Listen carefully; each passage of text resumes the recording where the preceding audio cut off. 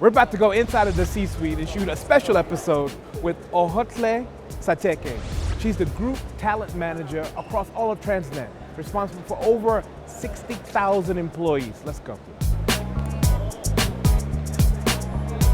Hi, Ogotlhe. How you doing? Thank you so much. Thank you. Nice to meet you after a very Yeah, it's really good to, thank you. I really appreciate the opportunity to chat to you. I know that going from where you started to now, it's been a fascinating journey. 60,000 people in talent, that's a lot of people. Thinking about where you started, as a sort of young person, did you ever think you'd be in this sort of HR space? Then you study media? I actually didn't anticipate seeing myself in an HR environment at all. I've always loved media, and I think that's where I started. I actually, believe me, wanted to be a television presenter. Really? Yeah. Wow. So HR was something that I never actually thought of. I related it to the teaching environment because my mother was a teacher and a very strict person. So I used to think it could be something relating to that, which was something it was not on my radar at all. But it's amazing how talent, ultimately talent is about sort of presenting yourself, right? Yes. Presenting your best self. So they kind of work together, right? Yeah, true. Transnet is one of those companies that sort of is critical to the SA economy. Yep. Without strong talent, it means nothing, Yes, right? absolutely. So before you came to Transnet, where were you? I was working for World, the equipment site, the mining equipment, a very interesting environment. I really loved my stay there. So it was an environment where we also help, I think, recruit and develop talent in the mining equipment space. Made sure that when we provide the services to the mines, the talent we provide to those mines is actually able to deliver service. The people development was very critical at World at the time. Really? And you've built your sort of skill set Yes. in this sort of HR space to where you've been highly, highly respected. Yes. What is one of the big things you've learned getting to this point in terms of how you've been able to sort of work as an executive at this level? I think HR for me it's supposed to be similar to a marketing environment because you're serving people. So for me, I take my skills from an HR point, and especially from a World and APSA, a Premier Foods, is how do you provide service? And that service should be felt by the person you're providing service to. I can't come with very strict rules and say this you shall, and yet I don't impact positively on you. So what I have learned is I need to listen more to what people want, and I need to make sure that I actually understand and craft solutions to meet the people's needs, because without meeting those needs, our customers' needs won't be met. Yeah, so that's very, very important. So HR must look at themselves to be of service as well. What are some of the big changes you've seen in the talent space? I think the big changes would have been the focus on people development and leadership branding. I think the leadership development and branding has become the very critical thing. Positioning leaders. Positioning brands. I mean, as an individual, I talk for Transnet, so I represent the Transnet brand. So my behaviors and those of others is very critical to the brand equity of Transnet. So I've learned that HR, we need to look ourselves like that right now. And when you started, it wasn't such a priority, was it? It wasn't. It wasn't about really leaves, there. Doing leaves, hiring, discipline. Let's go inside My and administration, yeah.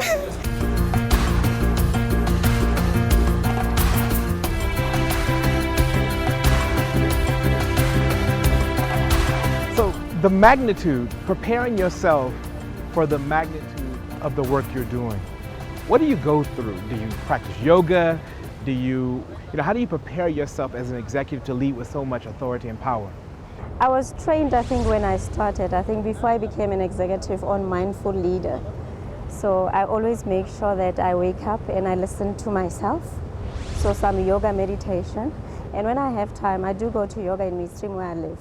So once a week I manage, because sometimes it's very difficult, but I do it in my home, the meditation every morning, because it helps me, I think, ground myself for the day ahead. We're on the 50-some floor of Transnet office. You can see, the extraordinary, this country does not work if it's not for Transnet. Yes. Let's be honest. This country will come to a grinding halt. Yes. Do you feel that pressure at times? I do feel the pressure, because if we do not do what we're supposed to do, we become actually the handbrake to the economy. So handbrake to the the handbrake economy. to the economy. Oh, wow. So it's a very important role that we play. So to make sure that within the ports, within the freight, in the corporate center, we come up with the right policies to enable our people. It's very, very important. And enabling policies, because I know that HR in most cases is looked at a function that provides very rigid policies. I think in Transnet we pride ourselves to have been certified a top employer because our policies are enabling and empowering our people. Got it. You take pride in this top employer award. I do. I take exceptional pride. I think we were the first, I think, in the state-owned companies to be certified in 2016. So it was a huge achievement for us, yeah. Moving forward, I mean, you're the younger generation. What are a couple things you think we absolutely must know if we're going to be able to sort of thrive at this level? I think the most important thing the young ones need to do is to seriously understand themselves. I think if you understand and appreciate yourself, it's easier to give the world your best. So it starts there. I think to the young people, which is what I say to my family, that it's very important that you become the best of who you are. Because you cannot be the best of Timothy, neither can you be the best of Ogotlhe, but you can be the best of who you are, and that's the only time you excel. So I think we should nurture that individual talent of our own people, of the youth, and make sure that they excel, and something that I'm very passionate about. But it's not easy, let's be honest. Yeah. You got Instagram, you got social media pulling you into a specific direction, anchoring yourself to a point where you physically know who you are. I mean, how do you begin? You will have those dips and downs, I think, like we have robots everywhere in the world. So you'll experience those kind of challenges. But if you're grounded, you actually know your value system. All these things won't phase you. You'll know because you work in the environment or you live in an environment where those things happen. But going back to who you are is very, very important. And if we can learn to do that, I think we'll be a very thriving economy. But we'll also have youth that will stand out there and start doing things for themselves. And us as adults and parents will help them and develop them and nurture them. I think I remember something when I was growing up. My mother, I wanted to be a TV presenter. I wanted to be, and I was told my voice is not good for television. Imagine. That's right. And then I wanted to be an interior designer. My mother thought a teacher. She said, no. What is interior designing? You're not going to do that. So what I'm saying is that parents need to listen to their children's passion. So we shouldn't, I think, make sure that they go to the mainstream careers. There's a lot to be done out there. And I think that's what we're not doing much. That's why we have a lot of unemployed youth who've studied careers that are not required by the businesses. But I think universities, tertiary institutions, private sector needs to come together to make sure that what they produce is required. But build that entrepreneurship, and I think that will help individuals and youths, even adults, because you find that we also have midlife career crisis. Sure. So when you hit that, you actually know what else you can do. Got it. You know, what's interesting for me is your position also has to look out for like the most senior executives, like the CEO. I mean, these are high power political positions. What is one of the things that it takes to succeed at that level? If you want to be a CEO of Transnet or the logistics business or whatever, what are a couple things you've noticed that it takes to succeed at that level? It's the people skills. Really? Yeah. I think we sometimes believe that you need to be a technocrat to be whatever at that level. You can be a finance and accountant, but if you do not have people skills, you're not able to engage people.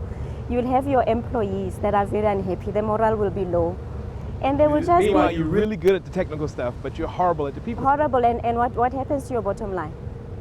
Because they just do the minimum because you're not engaging properly with them. So for me, I think the lesson, having worked with Mr. Gama as well, is you need to be that leader. Don't just talk it, live it. Got it. So I think for me, looking at him as a senior executive right now, the CEO of Transnet, is I think what makes a lot of CEs. A lot of CEs should really focus on people. A lot of things will happen. What is your future for South Africa? Having such a powerful position, and to be able to get, some of the South Africa and Africa's top talent. What is your future? What is your vision for South Africa? I think South Africa needs to really introspect. And going back to what I said, if you understand who you are, it's easy to do the best. So we need to calm down and introspect because we are a brilliant country. We have the best policies, the best strategies. We need to introspect and say, where can we improve? Because there's continuous improvement in everything that we do, from a personal point of view, from processes, from systems. So we shouldn't be stuck on not continuously improving things that are not working. But also things that are working, we need to continuously improve them. So my vision for this country is to really introspect, but we need to work on branding ourselves. I think Brand South Africa needs to really step up and say we need to rebrand our country and share positive things about our country. I think we do less of that. Wow. Well, before we go, speaking of branding yourself, you have a remarkable style. Give the ladies a style tip before we get out of here. I mean, you can't keep this a secret. Give us a style tip. Where do you shop? How do you get it right? I shop anyway. So I look for things that suit my body. You see, I'm curvaceous, as you see. Yes. So I'm short, like they said, I'm average height of woman. Yes. So I look for things that really fit me. I don't go with fashion. So I can go to Mr. Price.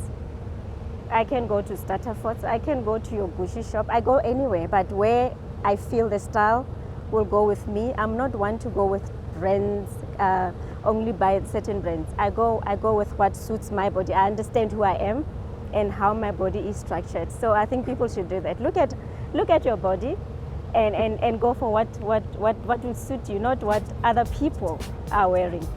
And I think that's being authentic. Thank you. Okay. Thanks for allowing us inside of your C-suite.